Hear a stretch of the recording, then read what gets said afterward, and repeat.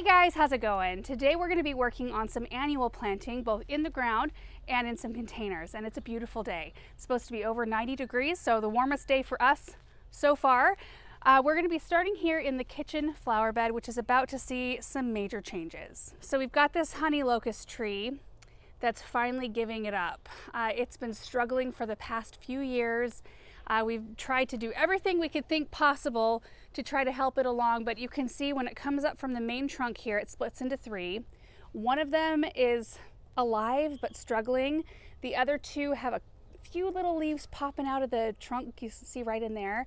And then on this one, there's a few little leaves right up here, but nothing else. We were waiting this spring to see if it would leaf out and maybe try again. So far, not a whole lot of activity.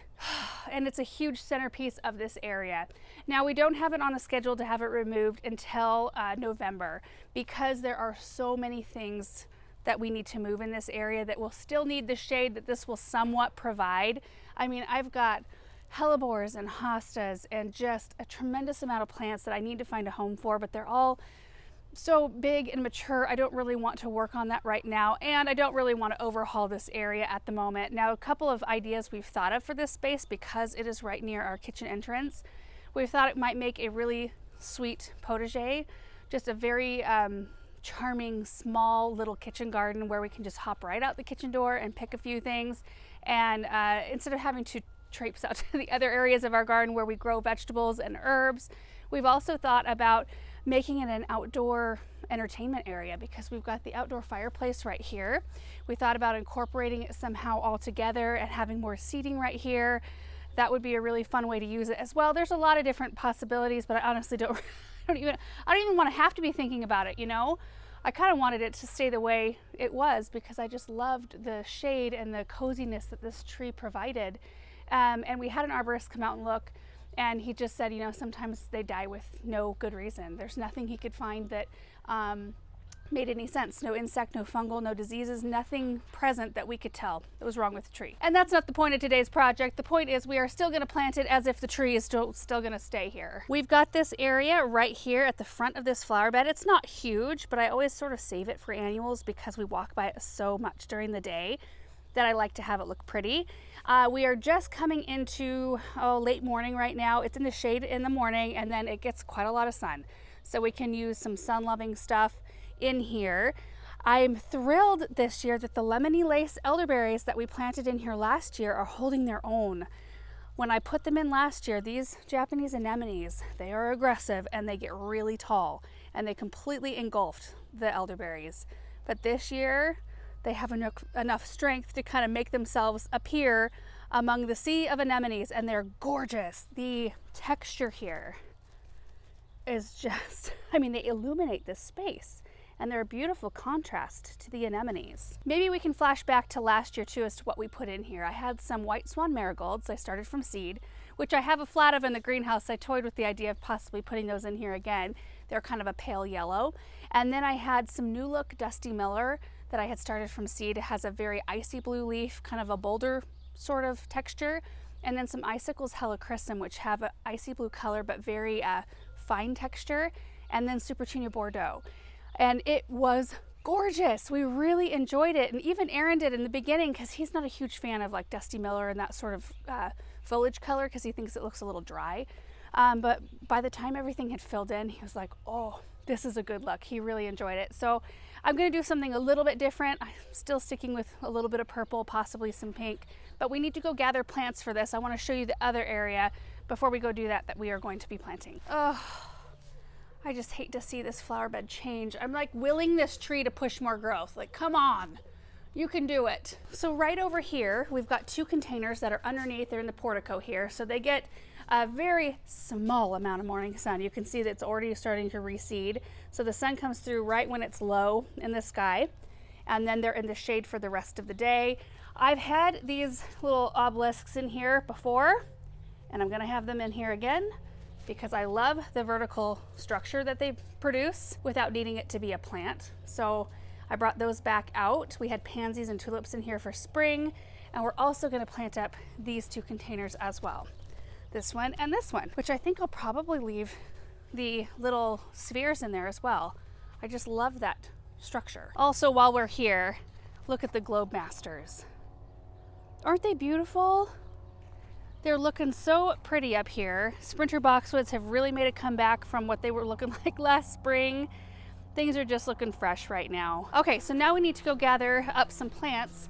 Looks like somebody has abandoned a gator right there. I might take that one. Actually, Aaron's using that gator. He's got a bunch of stuff in it. While we're on the way to go grab another one so we can carry our plants around, I might plant up the container in the middle of our raised bed vegetable garden. So that one right there. They still have some pretty color. They're gonna need to be swapped out here pretty soon. Got some yellow ranunculus that are looking a little spent. The violas are so sweet. It's been wonderful because Bethany has been taking all of the violas and pansies to her house and planting them in the orchard. So they're getting a second life there. But we had some Jetfire daffodils in here, which they're ready to be done. We need something pretty in there. And everything else in here is looking really nice. Look at the bachelor's buttons. They self-seated in here.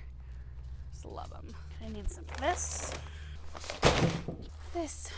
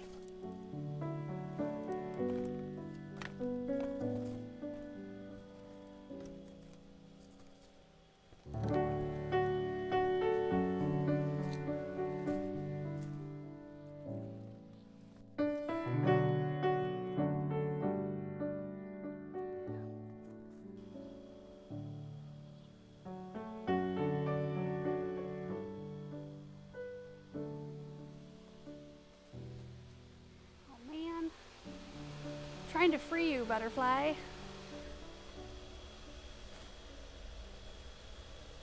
There it goes. Got outside. Yes. All right, I've got the gator just absolutely full of beautiful things. Look at all this color back here. And I sort of have an idea of how it's going to come together, but you never know until you start laying it out. The bulk of what goes in the kitchen flower bed, I'm hoping, is the sparkling amethyst superbena. I just love how this one performs. You don't have to spray it for budworms, and it's just a really highly productive plant for very little maintenance. And I've also got some Supertina Mini Vista White, Saffron Finch, the Vista Bubblegum. We've got some Superbena Cobalt, I think. Yeah, Superbena Cobalt. And some shade stuff. I've got Limetime Coleus and the Big Leaf Wire Vine. I also brought out a tray of the Tall Blue Planet Ageratum that I started from seed for the kitchen flower bed. This one gets quite tall. Thought it can make a wispy background. And then Plain the Blue Salvia. I don't know if I'm going to even use these. I just brought them just in case. And then we've got some Persian Shield right here, which says it wants quite a lot of sun. Thought it might be kind of fun to try it in there. And then I also brought out some of the Maverick Quicksilver geraniums because I thought this color, and they're starting to look stressed in their containers. I need to get them all planted. Already had one over here. Anyway, I thought that this color of pink would be really pretty, kind of mixed in with that sparkling amethyst. So now it's just a matter of laying things out and getting things in the ground. I do have my Biotin starter fertilizer that I'll be using for the in-ground stuff. I've got the slow release fertilizer I'll be using in my containers, and I do have my auger. So anyway, let's get after it.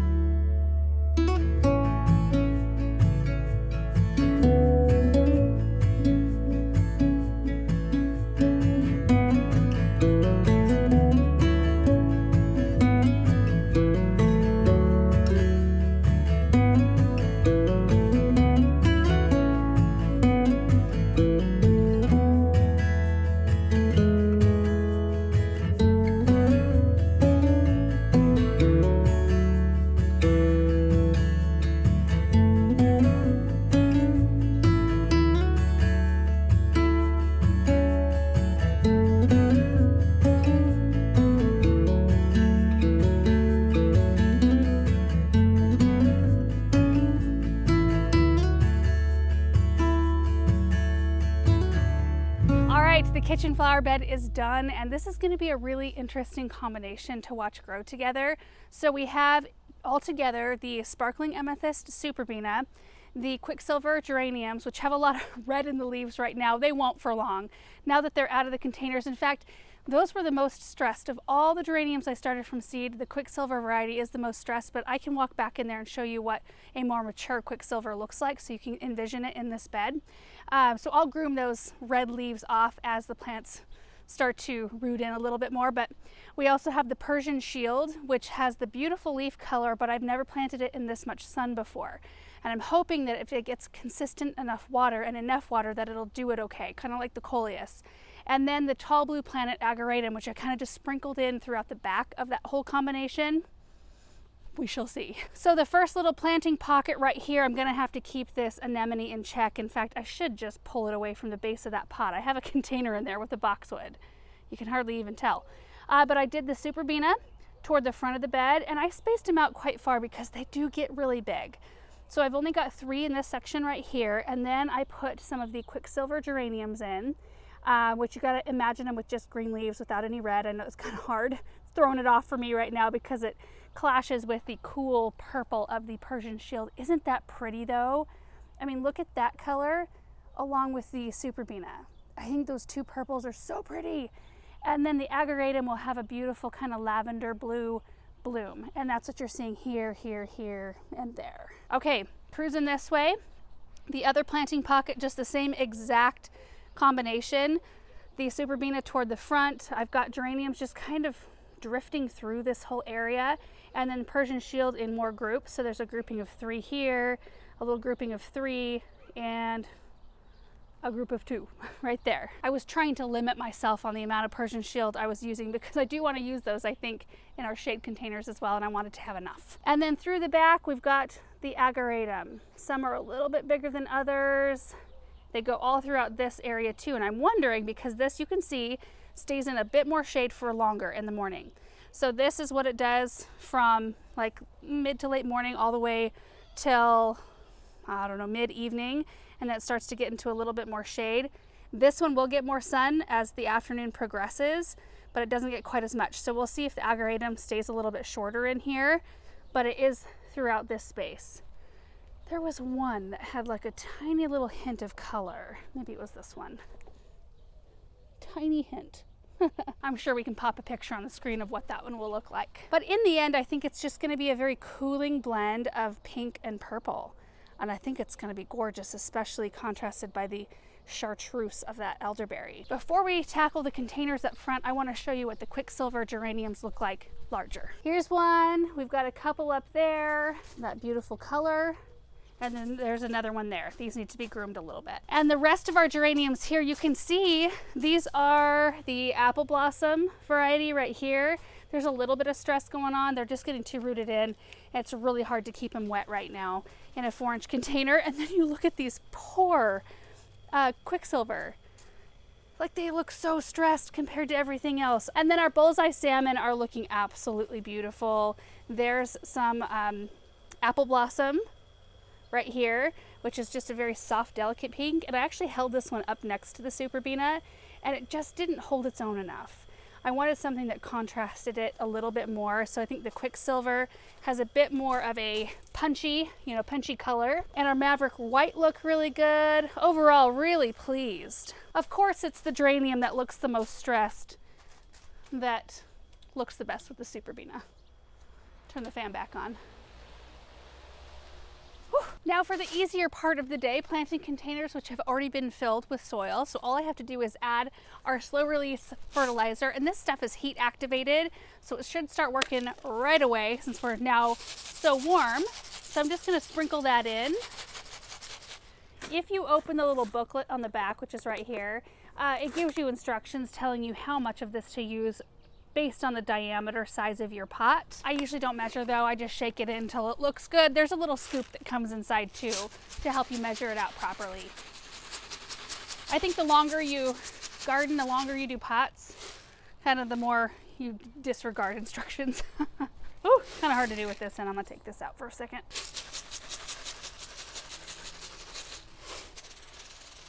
All right, that's looking good. And look at this, you guys, the Centranthus. I know it's kind of an aggressive perennial, but I just love it. I think it's so pretty. Oh, it spreads around like crazy, but it's fairly easy to pull out if you don't want it to come up in certain spots.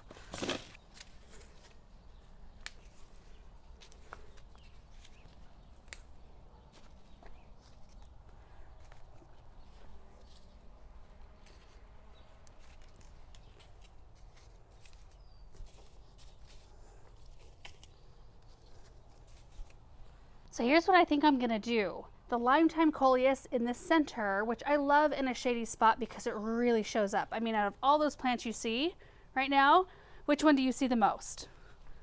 That one, for sure. And then we're going to put our obelisk in, and then around the outer portion, this is gonna be interesting. I'm gonna try to kind of bounce our Persian shield back and have the Surefire Rose Begonia kind of more forward, or maybe not. I don't know how it's gonna go, but I've got 3 each of those and then 3 each of our wire vine as a trailer. I think it's a really pretty blend of plants, and we'll have to see how they play together though. This will be great. The spiller will be great.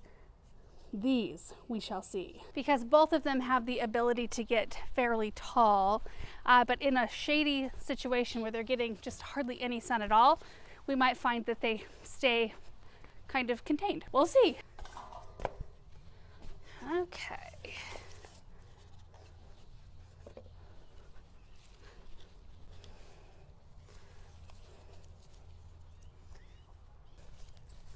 Boy, that obelisk is pretty wide.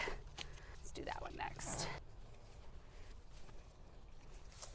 This one isn't super rooted in, so I'm able to remove quite a lot of the soil, which is going to make it easier to tuck in here. Ooh, same for the begonia. Perfect.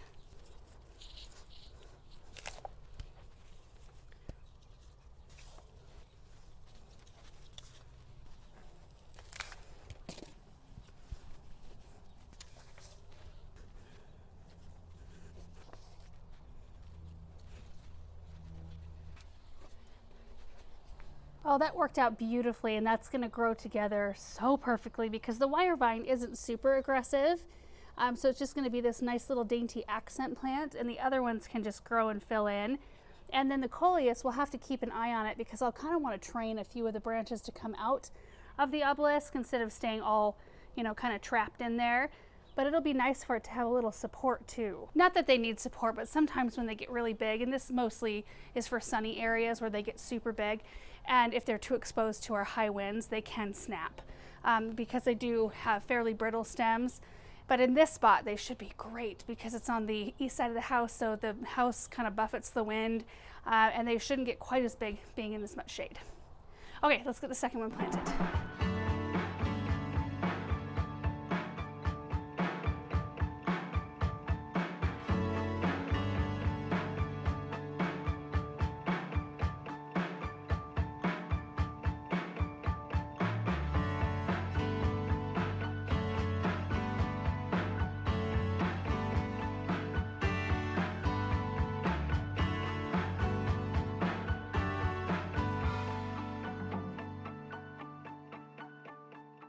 Okay, so for our big containers, I think I'm going to do one play in the blue salvia as our centerpiece, and these get pretty good size, like 2 to 4 feet tall. So it will pop through the top of this obelisk by the end, but they're not real thick at the top. It's more just like blooms, you can see right here, and they're beautiful. And I was thinking about using bubble gum, but I don't think I like these 2 pinks together. And since we've got the Surefire Rose Begonias in these containers, I don't really want a light pink out here, if that makes sense. So I think we're just gonna stick with purple. So I'm gonna use more of our sparkling amethyst, some of our cobalt. These are huge in their containers. Woo! Right here. And then perhaps a saffron finch. Now, wouldn't that be gorgeous? I think we could do like maybe 2 of each of these. Probably just do 1 of each, honestly. Oh, it's gonna be so beautiful. Look at how massive this is in the container already. Jeez. Okay, I need to work on my spacing a little bit, but that's the idea. And I think having all the purple and yellow will be beautiful, and then we won't be fighting with the color of pink underneath there. Let's get it done.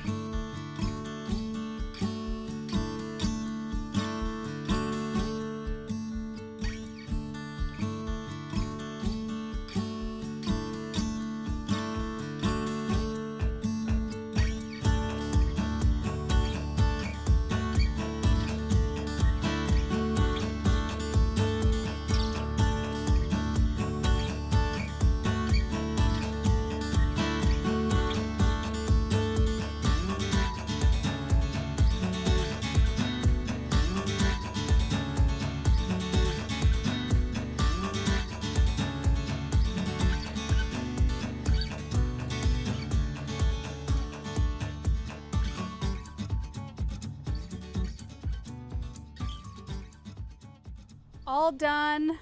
And just to give you an idea, this is how over prepared I usually am and like to be. There's a couple flats up there and these right here. I would much rather load up with a bunch of stuff so I have options, so I don't have to run back and forth, because sometimes I shift ideas like I did with the Super Tunia Vista bubblegum. Not putting that one in these containers I think will be good, and I think these are going to be gorgeous. I already love the color combination here. It just looks cheerful but cooling all at the same time. And that's something I love about the Play in the Blue Salvia leaves. They have a sheen to them, like they're very shiny, but they're soft looking. They almost look velvety. And I just think that that's such a cooling look. And the blend of colors is, of course, gorgeous. We need to come over here and do some cleanup. There's some, I don't even know what this, like a wild carrot, something like that. We got to get these weeds cleaned up. That's not an actual plant that's supposed to be here. Kind of looks like I planted it there, doesn't it? I didn't. But the soft yellow columbine looks absolutely beautiful, mirroring the saffron finch really perfectly. Look at this. I love this columbine in this area, right beneath the birch tree. They just get kind of filtered sunlight throughout the morning hours. And it's just a beautiful thing. After they're done blooming in the spring, typically we come in and cut them back, and then they flush back at their beautiful foliage again. So we just get to look at this beautiful canopy of delicate looking leaves, and they kind of have a bluish tint to them. And just beyond that, there's some big hostas. You can kind of poke in here and take a look. There's some iris. Whoop, this one's fallen down. There's some iris in here and some great big hostas, and a lamppost that has no electricity to it, so it just is there to be pretty. One of these days I'm going to figure out how to get an extension cord over there. And then here's a look at these containers, all done, watered in. So this is the before shot for all of these things, and we'll come back through, you know, throughout the season and give you an update so you can see how things are coming along.